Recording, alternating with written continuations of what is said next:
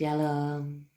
Ada quotes yang berkata bahwa musuh terbesar kita adalah diri kita sendiri. Apakah kalian setuju?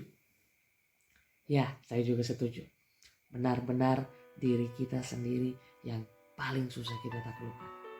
Contohnya kemalasan, kepahitan, kebencian, dan lain-lain yang dapat merusak diri kita sendiri, tapi masih tetap kita lakukan. Ya teman-teman, memang sangat susah sekali, tapi bukan berarti tidak bisa.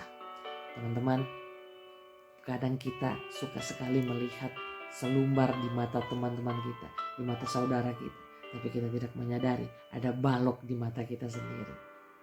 Kadang kita peka sekali melihat sekecil apapun kesalahan orang, padahal kesalahan kita jauh lebih besar dibandingkan kesalahannya. Ya teman-teman, mulai sekarang kita latih pikiran kita agar pikiran kita dapat positif dan kita dapat melakukan hal yang baik. Ya teman-teman, apa itu pikiran positif dan hal yang baik? Marilah mulai kita latih dari saat ini. Kita latih pikiran kita untuk kita dapat menilai seseorang dari sudut pandang yang berbeda. Ketika kita menilainya secara negatif, terus-menerus kita melihat kesalahannya, kita melihat selumbar di matanya, kita melihat apa yang pernah dosa yang dia lakukan. Mulai saat ini, marilah kita mencoba melihat apa kelebihannya, melihat berkat apa yang Tuhan titipkan padanya, melihat talenta apa yang Tuhan percayakan kepadanya, sehingga kita benar-benar dapat melihat Kristus di dalam diri orang lain, teman-teman. Marilah kita biasakan hal itu.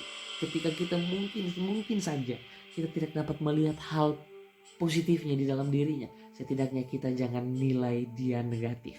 Ya teman-teman, setidaknya kita jangan tanamkan statement kepadanya bahwa dia adalah orang yang paling berdosa. Jangan teman-teman, karena semua kita adalah berdosa.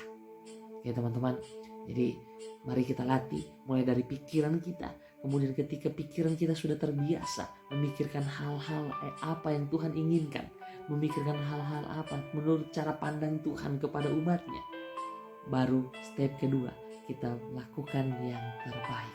Kita lakukan apa itu yang kita pikirkan tadi, hal-hal positif itu. Kita lakukan itu teman-teman. Kita lakukan apa yang terbaik yang bisa kita lakukan.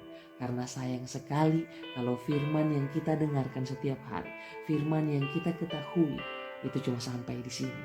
Itu sama dengan sia-sia teman-teman. Karena kenapa? Karena kalau cuma tahu, semua orang bisa tahu. Tapi melakukan hal itu belum tentu semua orang mau melakukannya. Karena ketika kita memilih untuk melakukan, ada harga yang harus kita bayar, ada sesuatu yang harus kita lepaskan, dan ada sesuatu yang harus kita ambil yang baru. Yaitu apa? Isi hati Tuhan. Bagaimana kita dapat peka untuk merespon setiap apa yang Tuhan inginkan dalam kehidupan kita. Bagaimana cara kita untuk kita dapat berjuang, bertahan bersama-sama dengan Kristus. Teman-teman, diibaratkan sebuah usaha. Mungkin ketika kita membuka usaha itu bukan hal yang sulit. Asalkan kita punya modal, kita buka usaha apapun bisa. Tetapi bertahan dengan usaha itu yang sulit teman-teman. Itu yang belum tentu semua orang bisa. Karena untuk memulai mungkin bisa saja. Tapi untuk konsisten, komitmen, dan bertahan itu yang sulit. Ya teman-teman, makanya ketika kita mau konsisten, kita mau komitmen, kita berjalan bersama-sama dengan Tuhan. Oke teman-teman, yuk semangat terus. Tuhan Yesus memberkati setiap langkah kehidupan kita. Bye.